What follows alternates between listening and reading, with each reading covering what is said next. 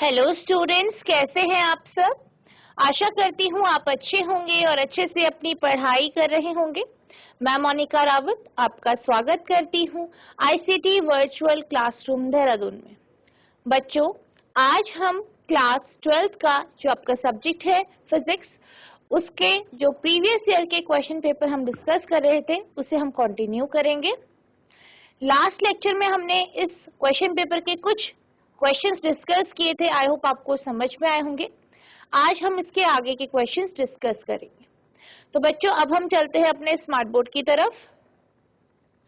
तो बच्चों, आज का हमारा पहला क्वेश्चन है, एक इलेक्ट्रॉन 10⁴ वोल्ट के विभवांतर से त्वरित होकर अपने वेग के लंबवत कार्य कर रहे 0.04 टेस्ला के एक समान चुंबकीय क्षेत्र में प्रवेश करता है। प्रक्षेप पथ की वक्रता त्रिज्या ज्ञात कीजिए। यानी an electron accelerated by a potential difference of 10⁴ volt enters into a uniform magnetic field of 0.04 Tesla acting perpendicular to its velocity. Find the radius of curvature of the projectile path. यानी ये कहा गया है कि एक electron है, वो accelerate कर रहा है, ठीक है। अब वो एक्सेलरेट कर रहा है और जो पोटेंशियल डिफरेंस है जिसमें वो एंटर करता है, ठीक है। तो जो पोटेंशियल डिफरेंस है वो आपका 10⁴ वोल्ट है और जिस फील्ड पे वो एंटर करता है उस फील्ड की जो उसका जो फील्ड है, यूनिफॉर्म जो फील्ड है, उसकी जो वैल्यू है 0.04 टेस्ला है, जो कि परपेंडिकुलर एक्ट कर रही है इसकी वेलोसिटी के, यानी जिस दिशा में इसका वेग जो है, जिस दिशा में है उस दिशा के परपेंडिकुलर डायरेक्शन में, यानी लंबवत दिशा में जो है मैग्नेटिक फील्ड जो है वो लग रही है। Find the radius of curvature of projectile path. आपको क्या बताना है, जो ये पाथ है उसका रेडियस ऑफ कर्वेचर आपको बताना है। तो सबसे पहले हमें जो इंफॉर्मेशन दी गई है उसे नोट डाउन कर लेते हैं। हमें पोटेंशियल डिफरेंस यानी विभवांतर दिया है 10⁴ volt. Next, magnetic field B जिसे हम कहते हैं 0.04 टेस्ला दी गई। अब जैसे कि आप जानते हैं कि जो मैग्नेटिक फील्ड है वो परपेंडिकुलर है वेलोसिटी के, तो ऑब्वियस सी बात है कि जो इसका पाथ होगा, इस इलेक्ट्रॉन का जो पाथ होगा वो जो होगा वो सर्कुलर होगा, ठीक है, सर्कुलर होगा।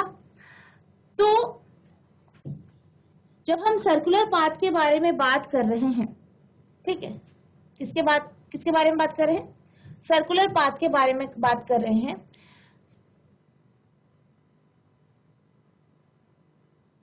और हम किसकी बात कर रहे हैं, इलेक्ट्रॉन के एक्सेलरेशन की बात कर रहे हैं।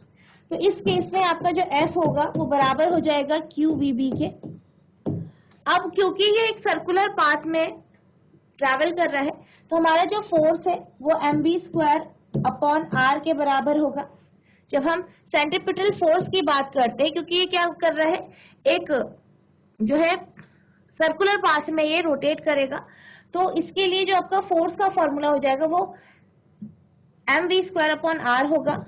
और वहीं अगर हम बात करें, क्योंकि हम इलेक्ट्रॉन की बात कर रहे हैं तो इलेक्ट्रॉन के लिए आप जानते हैं QVB होगा।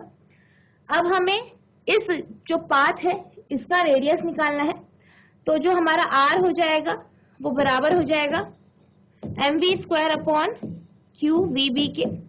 अब आप यहाँ पे देख सकते हैं कि जो v है वो कॉमन है, तो ये इस तरीके से v कैंसिल हो जाएगा, तो r बराबर mv/QB हो जाएगा। अब अगर हम mv की बात करें तो mv क्या होता है, मोमेंटम होता है, p के बराबर होता है, ठीक है। तो हम r बराबर mv को p ले लेते हैं अपॉन q। ये पहली इक्वेशन होगी। अब आपसे ये कहा गया है कि जो इलेक्ट्रॉन है वो एक्सेलरेट कर रहा है पोटेंशियल डिफरेंस में 10⁴ वोल्ट के। तो जो काइनेटिक एनर्जी होगी इलेक्ट्रॉन की, यानी इलेक्ट्रॉन की गतिज ऊर्जा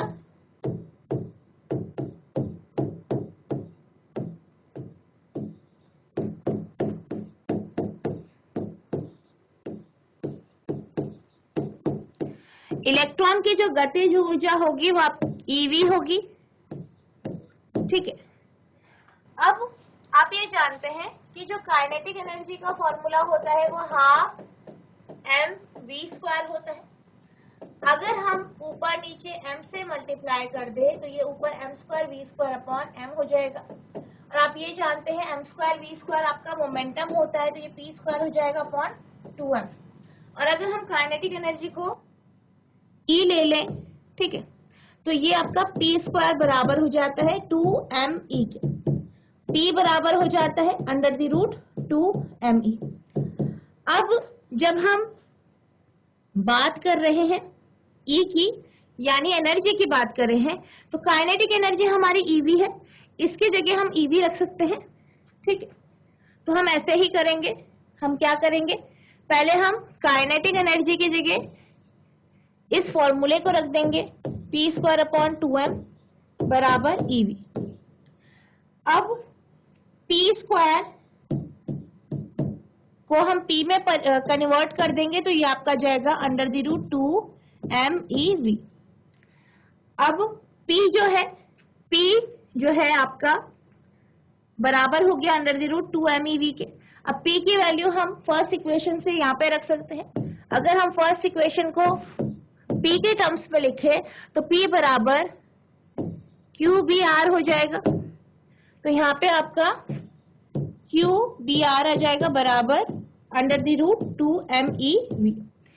तो r हो जाएगा आपका अंडर द रूट 2mev और QB डिनोमिनेटर में चल जाएगा।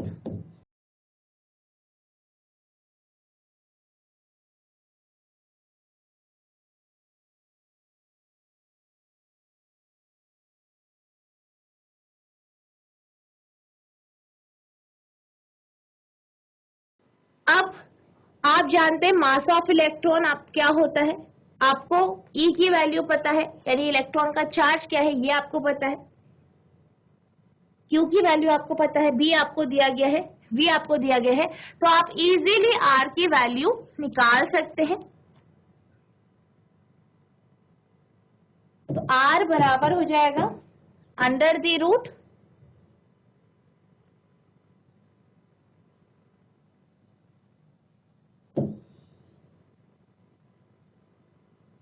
2m। m की value mass of electron 9.1 into 10⁻31 into E की वैल्यू 1.6 इंटू 10⁻19। V की वैल्यू हमें दी गई है 10⁴ वोल्ट अपॉन Q की वैल्यू है 1.6 इंटू 10⁻19। B की वैल्यू दी गई है, B की वैल्यू कितनी है 0.04 टेस्ला।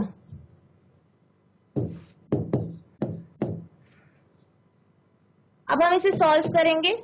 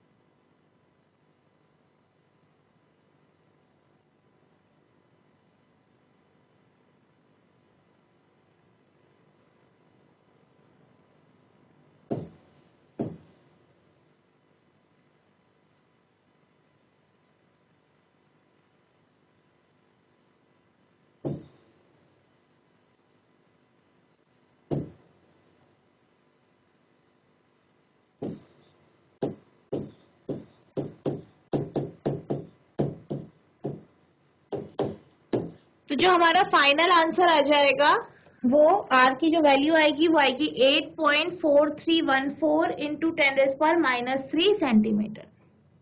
तो इस तरीके से आप जो है रेडियस जो है प्रोजेक्टाइल पाथ का जो रेडियस ऑफ कर्वेचर है उसकी वैल्यू निकाल दें। आई होप आपको ये क्वेश्चन समझ में आया होगा।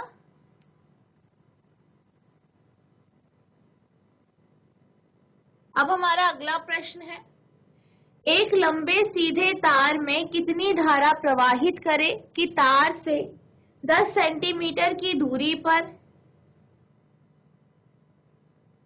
1 × 10⁴ वेबर पर मीटर स्क्वायर का चुंबकीय क्षेत्र उत्पन्न हो जाए। How much current should flow in a long straight wire so that at a distance of 10 centimeter from the wire a magnetic field of 1 × 10⁴ weber पर मीटर स्क्वायर इज जनरेटेड। यानी एक सीधा जो है वायर दिया गया है और इस वायर से 10 सेंटीमीटर की दूरी पे जो है जो ये तार है इससे 10 सेंटीमीटर की दूरी पे जो है मैग्नेटिक फील्ड जो है वो उत्पन्न की गई है जो कि 1 × 10⁴ की। अब आपको ये बताना है कि इस जो ये वायर है इससे कितना करंट फ्लो होगा अगर इससे 10 सेंटीमीटर की दूरी पे जो मैग्नेटिक फील्ड है चुंबकीय क्षेत्र है वो 1 × 10⁴ वेबर पर मीटर स्क्वायर है। ये आपसे पूछा गया है। तो सबसे पहले हमें जो इन्फॉर्मेशन दी गई है उसे हम नोट डाउन कर लेते हैं। सबसे पहले हमें आर की वैल्यू दी गई है 10 सेंटीमीटर। इसी तरीके से हमें बी की वैल्यू दी गई है 1 × 10⁴ वेबर पर मीटर स्क्वायर और आर हमें दिया गया है, बी की हमें वैल्यू दी गई। और ये क्या है आपका एक स्ट्रेट वायर है। कैसा है? तार है, सीधी तार है। तो हम जानते हैं जो हमने पढ़ा है कि B बराबर μ0/4π2I/R। ये फॉर्मूला हमने पढ़ा है और ये जो फॉर्मूला है वो एक जो तार है, सीधी तार है, करंट कैरिंग कंडक्टर है, जैसे कि कोई वायर है, कोई तार है, उसमें जब करंट फ्लो होता है तो उसके कारण आप जानते हैं कि उसके चारों तरफ मैग्नेटिक फील्ड प्रोड्यूस होती है, उत्पन्न होती है। तो किसी पॉइंट में अगर हमें उस तार के कारण मैग्नेटिक फील्ड की वैल्यू निकालनी है तो हम इस फॉर्मूले का यूज करते हैं। अब हम क्या करेंगे, हमारे पास ये फॉर्मूला है, इसमें हम सारी वैल्यूज को रख देंगे। तो जो B है, B आपको दिया गया है 10⁴, ठीक है, यानी 1 × 10⁴ बराबर μ0/4π। इसकी जो वैल्यू है वो 10⁴ है इंटू 2 इंटू I, तो एज इट इज रख देंगे, अपॉन R जो है वो 10 सेंटीमीटर है। 10 सेंटीमीटर को आप अगर मीटर में कन्वर्ट करते हैं तो ये आपका हो जाता है 10⁻⁻1 मीटर।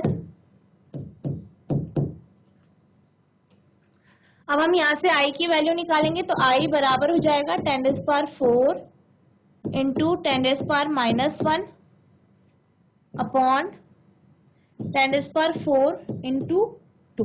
B की जब हम वैल्यू रखेंगे तो 1 × 10⁴ आ जाएगा। μ0/4π आपका 10⁻⁷ होता है इंटू 2 इंटू I अपॉन 10⁻⁻1। अब I की जो वैल्यू आएगी, ठीक है, I की वैल्यू आ जाएगी, वो आएगी, I की वैल्यू निकालने के लिए 10⁻⁻1 राइट साइड में चल जाएगा तो ये हो जाएगा 10⁴ इंटू 10⁻⁻1। 10⁻⁷ जो है डिनोमिनेटर में आ जाएगा इंटू 2। अब हम इसे सॉल्व करेंगे तो I की जो वैल्यू आएगी वो आ जाएगी हमारी 10⁻11 -1 1/2 इंटू 10⁻⁻,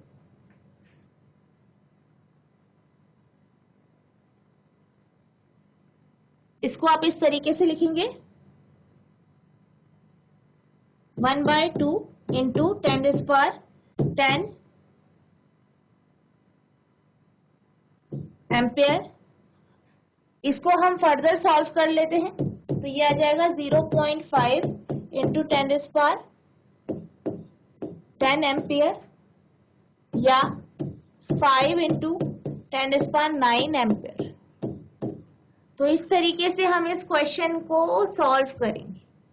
यहाँ पे जो μ0/4 है उसकी वैल्यू 10⁻⁻7 होती है, तो हम उसको रखेंगे और फिर इसको सॉल्व करें। अब हमारा जो अगला क्वेश्चन है, जो कि आपका 4 मार्क्स का क्वेश्चन है जिसके 2 पार्ट हैं, वो कुछ इस तरीके से दिया गया है। एक संयुक्त सूक्ष्मदर्शी में अभिदृश्यक तथा नेत्रिका के बीच की दूरी 12 सेंटीमीटर है, यानी कंपाउंड माइक्रोस्कोप है, उसमें ऑब्जेक्टिव और आईपीस के जो बीच की दूरी है यानी जो एल की वैल्यू है वो 12 सेंटीमीटर यानी 12 सेंटीमीटर है। अभिदृश्यक की फोकस दूरी 0.6 सेंटीमीटर तथा नेत्रिका को फोकस दूरी 5 सेंटीमीटर। अब ये कहा गया है कि जो ऑब्जेक्टिव लेंस है उसकी जो फोकल लेंथ है वो 0.6 सेंटीमीटर है और जो आई लेंस है या आई पीस है उसकी जो फोकल लेंथ है वो 5 सेंटीमीटर। यदि स्पष्ट प्रतिबिंब नेत्रिका के बाएं ओर 25 सेंटीमीटर पर प्राप्त होता है तो ज्ञात कीजिए। आपसे ये कहा गया है कि अगर हमें जो प्रतिबिंब प्राप्त होता है वो आईपीस के लेफ्ट साइड में यानी बाईं ओर प्राप्त होता है, जो कि 25 सेंटीमीटर पे दूरी पे हमें प्राप्त होता है, तो आपको यह बताना है वस्तु की प्रारंभिक स्थिति, initial position of the object, यानी आपको सबसे पहले जो वस्तु है ऑब्जेक्ट है उसकी इनिशियल पोजीशन यानी प्रारंभिक स्थिति आपको निकालनी है। सूक्ष्मदर्शी की आवर्धन क्षमता, मैग्नीफाइंग पावर ऑफ माइक्रोस्कोप, और आपको जो माइक्रोस्कोप है उसकी मैग्नीफाइंग पावर निकालनी है। तो ये 2 पार्ट्स में जो है आपका ये क्वेश्चन जो है डिवाइडेड है। तो सबसे पहले हमें जो इंफॉर्मेशन दी गई है उसे हम लिख लेते हैं। सबसे पहले आपको एल की वैल्यू दी गई है, जो आपका आईपीस है और ऑब्जेक्टिव है उन दोनों के बीच की जो दूरी आपको दी गई है, कितनी दी गई है 12 सेंटीमीटर यानी 12 सेंटीमीटर।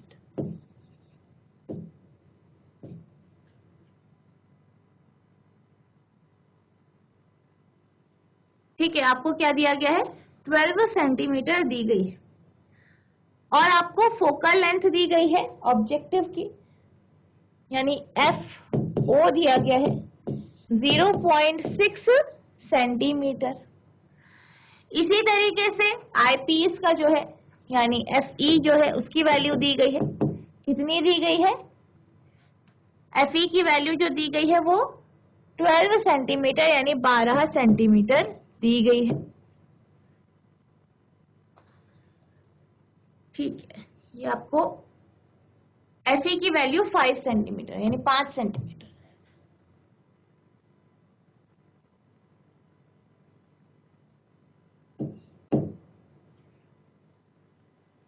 और आपको ये दिया गया है कि जो आपका इमेज बन रहा है, ठीक है, वो लेफ्ट आई पीस के लेफ्ट साइड में जो इमेज बन रहा है वो 25 सेंटीमीटर की दूरी पे बन रहा है।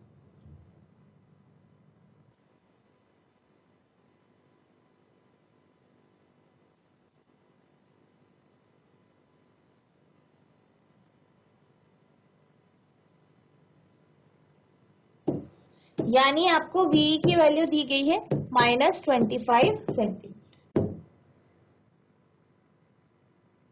तो अगर वीई हमारी -25 सेंटीमीटर पे है, इसको अगर हम ऑब्जेक्टिव लेंस से देखें तो आपका जो ऑब्जेक्टिव लेंस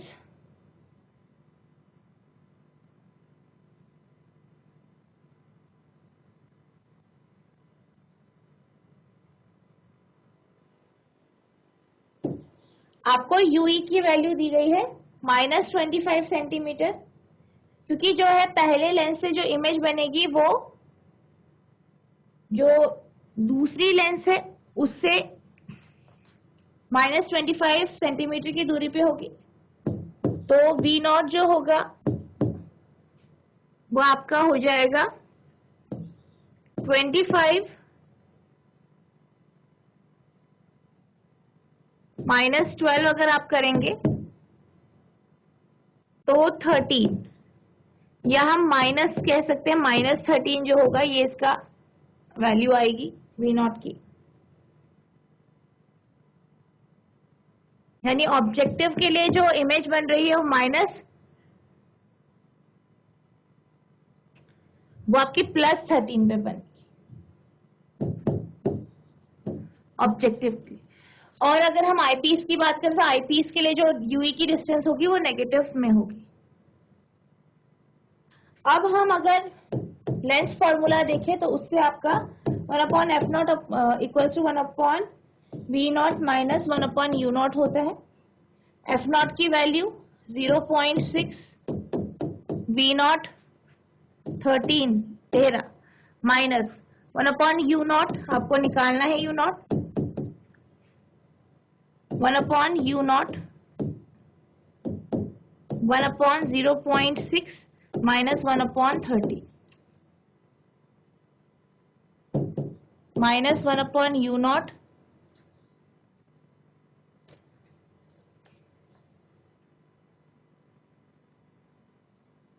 बराबर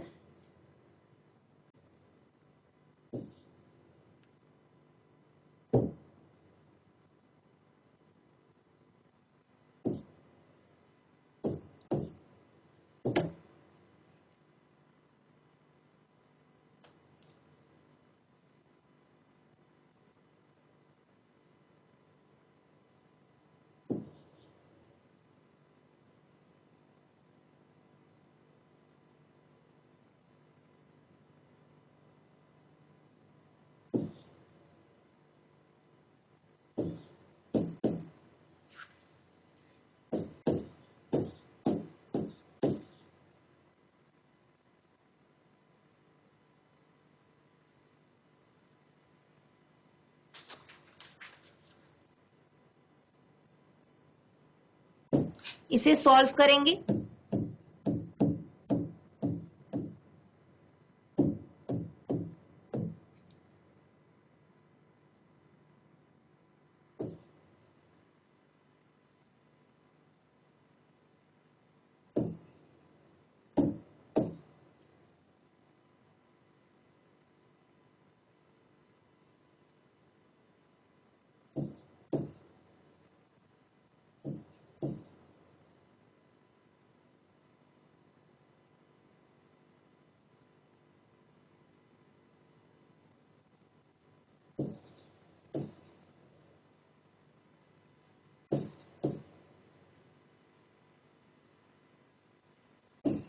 तो ये आपकी 1.5 आ जाएगी माइनस में, जो वैल्यू आएगी U0 की।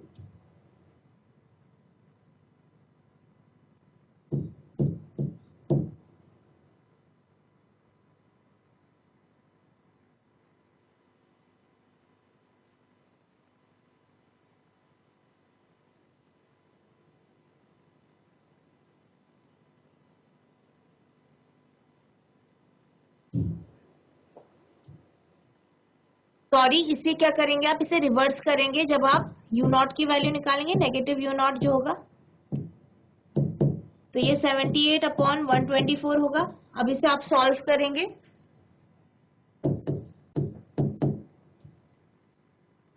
सेवेंटी एट अपॉन 124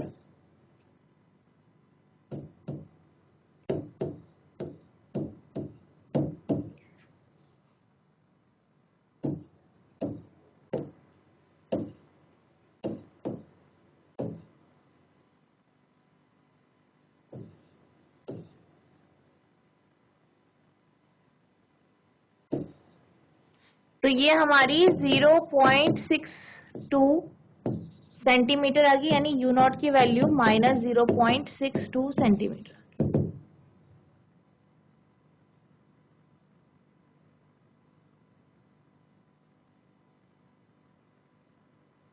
तो ये आपकी यूओ यानी कि जो आपका ऑब्जेक्ट है वो जो आपका ऑब्जेक्ट है यानी जो वस्तु है वो आई पी से इतनी दूरी पे होगी, यानी इनिशियल पोजीशन ऑफ ऑब्जेक्ट हमारी आ गई है।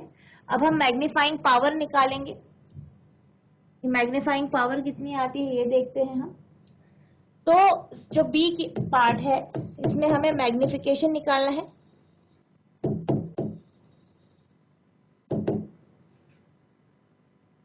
और हम ये जानते हैं मैग्निफिकेशन बराबर एमओ इंटू एम ई होता है।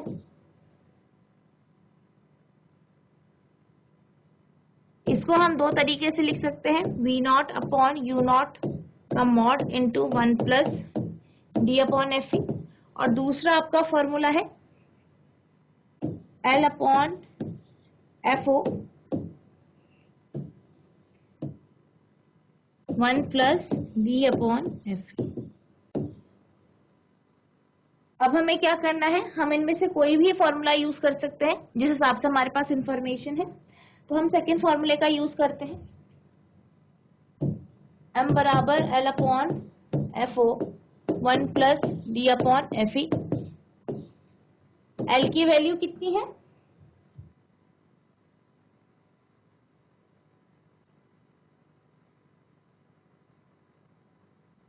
12 सेंटीमीटर।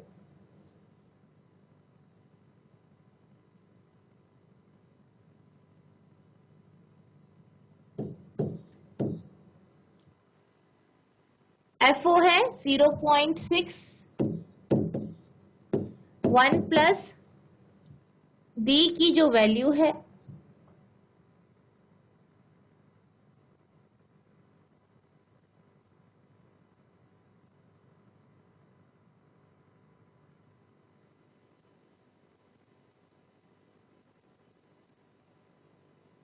डी की वैल्यू जो है आपका जो मिनिमम डिस्टेंस है लीस्ट विजन का, यानी वो डिस्टेंस जहां तक आपको साफ साफ दिखाई देता है पास में, उसकी वैल्यू लिखेंगे जो कि 25 सेंटीमीटर होती है। अब एफ ई की वैल्यू जो है 5 सेंटीमीटर है। इसे हम सॉल्व करेंगे।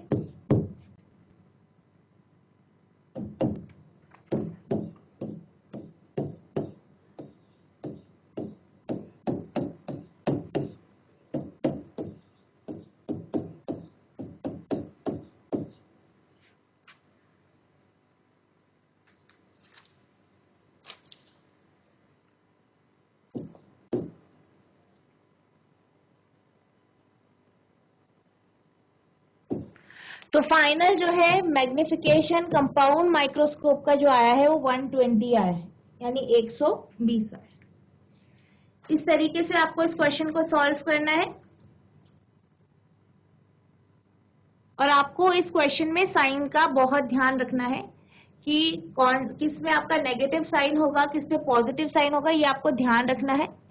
और इस तरीके से आपको सॉल्व करना है। तो हमारा जो फाइनल आंसर आया है वो 120 आ गया। अब हम चलते हैं अगले प्रश्न की तरफ। तो हमारा अगला प्रश्न है, खगोलीय दूरदर्शी का किरण आरेख बनाइए तथा इसकी आवर्धन क्षमता का सूत्र स्थापित कीजिए। ड्रॉ अ रे diagram of N astronomical telescope and establish the formula for its magnifying power. यानी आपको क्या करना है, एक डायग्राम बनाता है एस्ट्रोनॉमिकल टेलीस्कोप का, और इसके लिए आपको फॉर्मूला जो है निकालना है।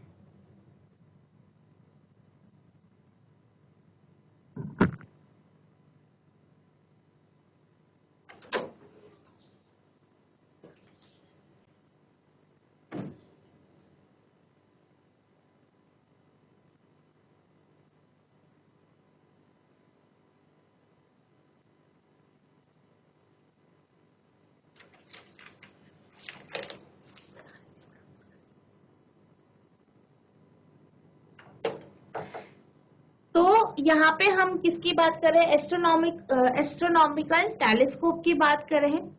इसके लिए हमें जो है मैग्नीफाइंग पावर का फॉर्मूला निकालना है। तो दो केस होते हैं, आप जानते हैं एस्ट्रोनॉमिकल टेलीस्कोप के लिए। एक जो है ये वाला है जो कि अभी आपके सामने आपने देखा यहाँ पे ये है। तो आपको क्या करना है, इस तरीके से रे डायग्राम ड्रॉ करना है। रे डायग्राम ड्रॉ करेंगे और आप यहाँ पे देख सकते हैं कि ये जो पैरेलल है, सॉरी जो इंसिडेंट रे है वो दूर से आ रही है इन्फिनिटी से, और जो इमेज का फॉर्मेशन हो रहा है वो डिस्टिंक्ट विजन यानी लीस्ट जो डिस्टिंक्ट विजन है वहां पे हो रहा है। तो ये जो हो रहा है आपका जो आपका दोनों ऑब्जेक्टिव और आईपीस के बीच में हो रहा है, ठीक है। तो इसको हम मान लेते हैं यहाँ से ये एंगल आपका अल्फा है, ये आपका इमेज बनी है B double dash A double dash, यहाँ से ऑब्जर्वेशन हो रही है। जो आपका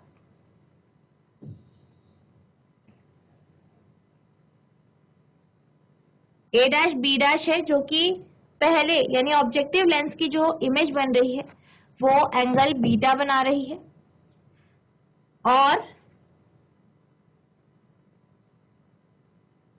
ये आपका एंगल अल्फा है तो ये भी आपका एंगल अल्फा हो जाएगा।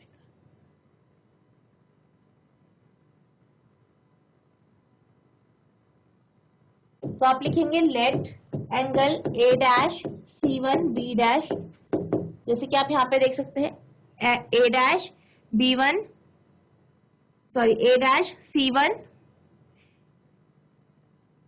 ए dash C one B dash, ये जो है इसे हमने अल्फा मान लिया है। इसी तरीके से angle A double dash C to B double dash, इसे हमने बीटा मान लिया है, और C to B double dash जो है वो डी है। डी यानी जो लीस्ट पॉइंट है डिस्टिंक्ट विजन का वो आपका C to B dash B double dash है।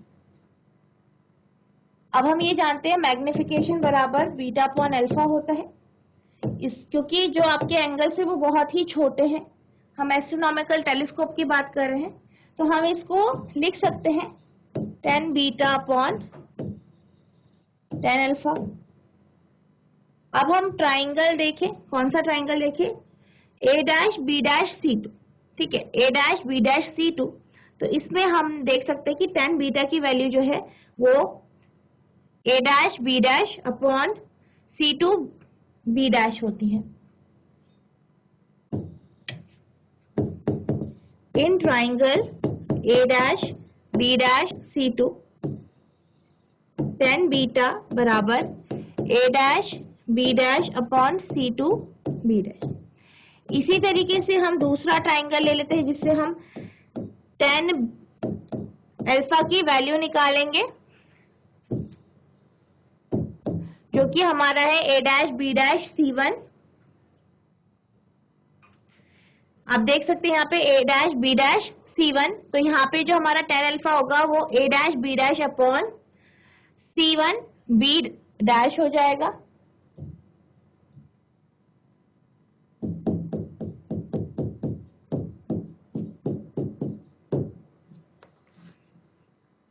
अब हम इन वैल्यूज को इसमें सब्स्टिट्यूट कर देंगे, यानी m बराबर A dash B dash upon C to B dash into C one B dash upon A dash B dash. अब A dash B dash cancel हो जाएंगे, तो m बराबर C one B dash upon C to B dash हो जाएगा। अब सी one B dash की अगर हम बात करें, सी वन बी डैश की अगर हम बात करें तो ये आपका एफ नॉट होगा या एफ ओ होगा। वहीं अगर हम बात करें सी टू बी की अगर हम बात करें, सॉरी बी डैश की बात करें, तो ये क्या होगा, यहाँ पे आप जानते हैं कि यहाँ पे इमेज बनेगी, तो ये क्या हो जाएगा आपका सेकेंड आई पीस के लिए ये जो है ऑब्जेक्ट की डिस्टेंस हो जाएगी जो कि यूई होगी, और ये नेगेटिव में होगी इस केस में। तो यहाँ पे आ जाएगा minus F O upon minus Yui.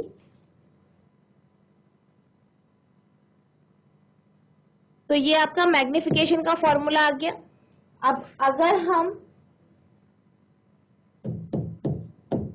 Lens फॉर्मूले का यूज करें, यानी 1/b माइनस 1/u बराबर 1/f, और इसमें अगर हम v की वैल्यू जो है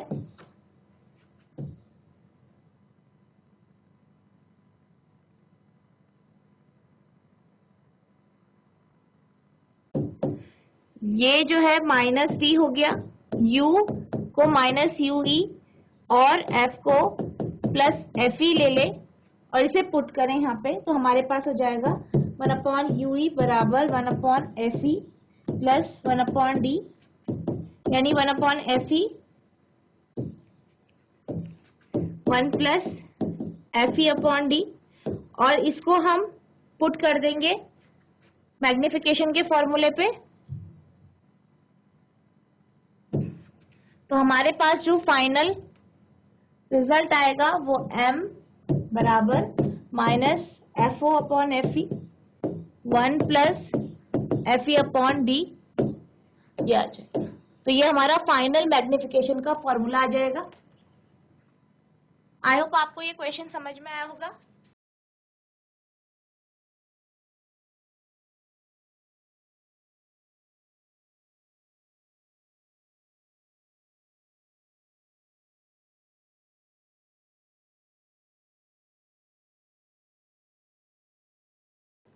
तो बच्चों, मुझे आशा है जो आज हमने क्वेश्चंस डिस्कस किए आपको समझ में आ गया होगा, आपने ध्यानपूर्वक सुना होगा और इसे नोट डाउन भी किया होगा। आपको क्या करना है, इन क्वेश्चंस को बार बार लिख लिख के प्रैक्टिस करनी है, क्योंकि ये बहुत ही इंपॉर्टेंट क्वेश्चंस हैं। तो बच्चों, आज के लिए बस इतना ही। मिलते हैं आप नेक्स्ट सेशन में, तब तक के लिए thank you and have a nice day.